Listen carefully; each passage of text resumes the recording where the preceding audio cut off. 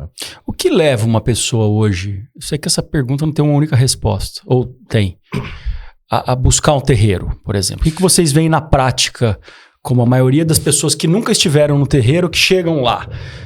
Você consegue ter esse... Sim. Hoje é fácil definir. Ou melhor, hoje, na realidade, fácil definir sempre foi, só que hoje o leque é maior. Antigamente era último recurso. Último recurso. Último recurso. Pronto-socorro. Pronto-socorro. Então, assim, foi o que deu. Todas as rezas deram errado. Vou pra macumba. Uhum. Não, nem médico, né? Até médico. Eu vou... Porque o espiritismo, quando ele trabalha muito a questão de cura, cirurgia espiritual, essas coisas todas, que eu nem sei hoje mais se o pessoal ainda aplica muito isso, porque Acho que depende do centro, do lugar. Então, é que tem um problema com a lei, né? Isso... Tem um problema com a lei médica. Com a lei médica. Existe. Não, mas clandestinamente ou de algum jeito. De várias formas. Mas essa palavra é fundamental, sim, clandestinamente. Sim. Porque antigamente o pessoal abria isso. Hoje, não fala mais, porque é crime, né? Em determinados aspectos e tal. Porque, na verdade, é prática médica ilegal. É considerado prática médica ilegal. Isso. Então, assim, a questão é... Antigamente, a Umbanda, ela era literalmente o pronto-socorro. E por que eu falo literalmente? Porque você tinha o espiritismo um degrau acima. Então, quando a pessoa tinha problema espiritual, ela não procurava na Umbanda. Ou quando ela achava que era espiritual, ela não procurava na Umbanda. Ela ia pro espiritismo primeiro. Uhum. E aí, quando o espiritismo não sabia explicar o que estava acontecendo ali, o próprio espiritismo encaminhava pra Umbanda.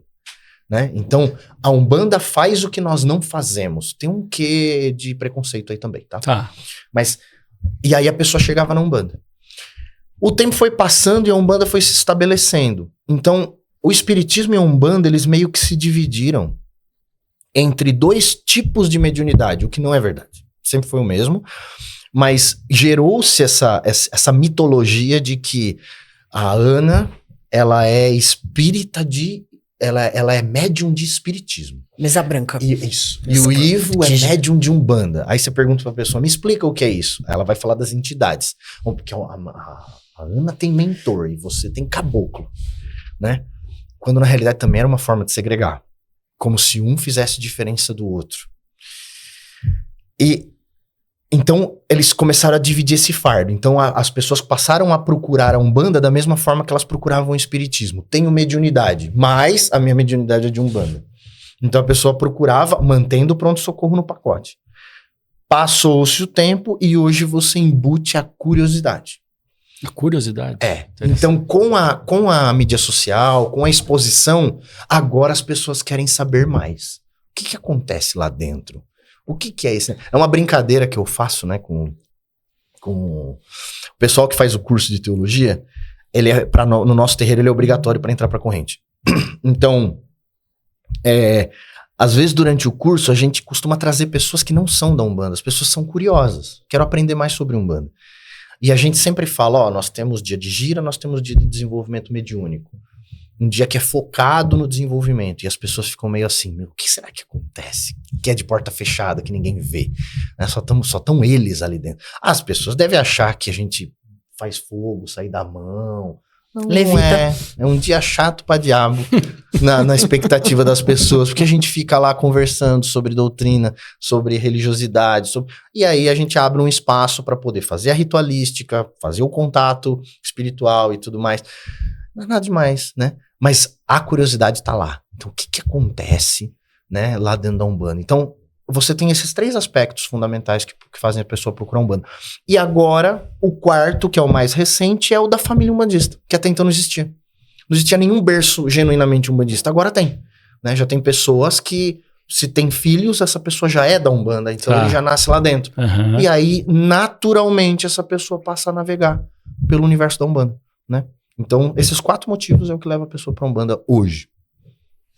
E, Vitor, quando você diz assim que aumentou, além da questão das redes sociais, né? Aumenta aí uma pregnância, né? Um aparecimento da Umbanda menos preconceituoso, porque eu acho até que com as questões de racismo e tudo mais, a gente vem podendo retomar um Brasil que é um Brasil de origem colonial. O Brasil é uma colônia. Uma colônia. O Brasil não se institui no mundo, ele não é descoberto no mundo e vira país. Sim. Né? E é feito de brasileiros. Os brasileiros né? Que eram uns índios, foram dizimados e foram educados, sei lá.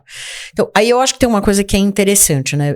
A minha hipótese é, vem uma queda, na verdade, da questão do nome do pai, da questão da figura de Deus, mesmo nas religiões cristãs, né? Eu acho que Deus não é mais visto, ou ele não é muito mais pregado da forma como ele era.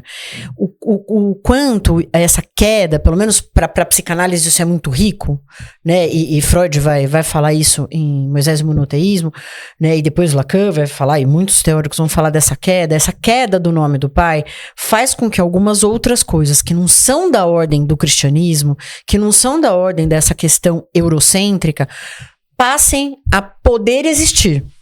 De uma maneira menos, como eu vou dizer, e aí eu acho que a Umbanda entra muito nisso, por conta da questão magística, menos pecaminosa. Certo. Né? Perfeito. Então, assim, a gente passa a olhar para outras ritualísticas, inclusive as mais ditas mágicas, de uma maneira que não é coisa do diabo, que não é coisa anticristo, que não é... Por quê? Porque cai um pouco o poder mesmo, tanto político quanto religioso da própria igreja, né? No Ocidente. A gente vem observando isso de pelo menos 50 anos para cá. Sim. Pelo menos. Sim. Né? Então, pra gente que é psicanalista, isso é muito interessante de poder pensar, porque isso tem efeitos na saúde mental, a queda do que a gente chama de nome do pai, mas isso também tem efeitos sociais importantíssimos, Sim. e inclusive talvez uma abertura para que se entenda como funciona a Umbanda. Sim. Né? E que toda a magística, a ritualística não é uma coisa à margem, vinda de povos primitivos que foram escravizados porque eram primitivos. Eles não foram, os negros não foram escravizados porque eram primitivos, eles foram escravizados porque eles não tinham condição, eles não venceram a guerra. Exato. Como a história do Império Romano nos conta, que os povos europeus, né, a Europa virou o Império Romano a uma certa altura da história porque alguns povos não tinham... Eles estiveram à frente enquanto eles ganharam. Exatamente. Quando eles perderam, acabou. Acabou. Eles sumiram. O Império Romano acabou, a Itália virou uma bota e ali ela ficou. É isso aí. Né? Então, eles foram literalmente reduzidos à Itália ali, né? Sim. E que, enfim, que agora nem é isso mais. Então, isso que eu acho que é importante da gente poder pensar. Tem algo da mudança do mundo aí, de uma mudança de poder ver essa lei que era completamente rígida, dogmática, que... né? Matava mulheres porque elas eram bruxas, que eram da ritualística que já existia de povos pagãos, né? Anteriores ao cristianismo, e que isso vem para o Brasil através da escravidão.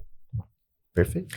Né? E de povos que, assim, não é porque eles eram primitivos e porque a ritualística deles era primitiva, é porque eles foram escravizados porque eles não tinham armas, eles perderam a guerra. Sim. Entendeu? Perderam para os europeus, e é isso que aconteceu. E é interessante porque, entrando um pouco no universo da parte psicológica da sociedade, quando você abre uma margem para viver uma vida sem a presença de um pecado, pensa como essa sociedade muda no momento que você não precisa mais ter medo disso, né? Então, parte do preconceito que a Umbanda sofre, que as religiões afro sofrem, é o quanto das ideias que permeiam aquela fé podem mudar o seu olhar para a sociedade que as oprime.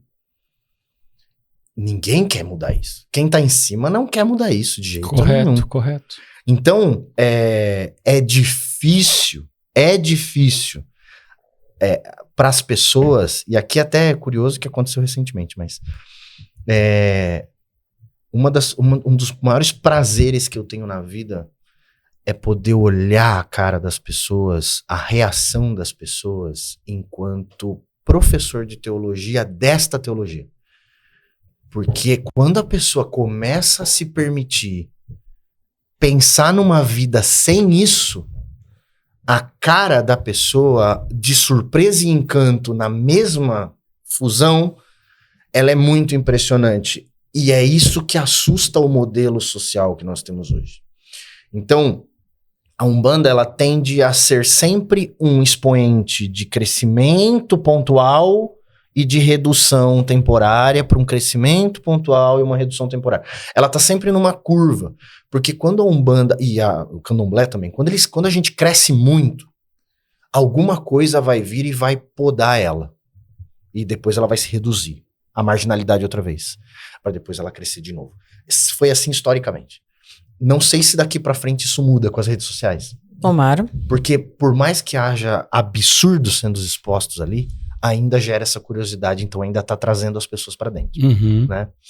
Então, é muito interessante a gente olhar essa conexão entre o quanto o aspecto estabelecido da fé, da nossa raiz religiosa, influencia no comportamento e nas dores do ser humano. Muito. Nós vemos isso nos consultórios. É isso aí. A grande parte das pessoas que estão em sofrimento, né, as raízes, né, desse sofrimento muitas vezes estão moldadas por culpa, pelo conceito do pecado, por ideias que... Pelos ideais cristãos, que às vezes a pessoa nem é praticante. Não é religiosa. Ela não é praticante, mas o molde são os ideais cristãos. Tá no ar ainda. Né? Então, o molde da maternidade ainda é Maria, o molde do feminino ainda é, né, aquela coisa gloriosa e casta e nananã. Então, ainda, os moldes ainda são esses. É que a pessoa mesmo não praticando, porque isso tá no social, isso tá no ar, né? Sim. E tudo isso é baseado no que a pessoa acredita, mesmo que não tenha religião envolvida. É aqui que o bicho pega. Porque, querendo ou não, se você vem a público dizer eu sou ateu, tudo bem, eu sou ateu. E aí ele começa imediatamente a estabelecer uma cartilhazinha moral, eu duvido que essa cartilhazinha moral veio da sua própria percepção. Veio olhando a sociedade que ele está inserido. E a sociedade que ele está inserido tem uma cartilha moral baseada numa religião fundamental. Não tem como escapar. Não tem viés, sem viés, né? Não tem como escapar. Então, assim, não tô falando que o ateu tem que acreditar. Não é esse o problema. O problema é o que é que a pessoa entende como fé. Aqui é que começa, na minha opinião, começa o problema fundamental, que é a pessoa acreditar que fé só é fé se tiver Deus no pacote. Não. Tá atrelado na cabeça das pessoas. Mas por conceito, quê? Né? Porque a cultura judaico-cristã sequestrou o conceito de fé e trouxe para exclusivamente religião. Então, até o ateu, ele diz, eu não sou uma pessoa de fé. Aí você fala, por que não? Não, porque eu não acredito em Deus. E quem te falou que fé tem a ver com Deus? Sim, eu sei quem te falou, o cristianismo. Você ateu tá dando uma resposta do próprio cristianismo. Porque a sociedade está construída em cima disso.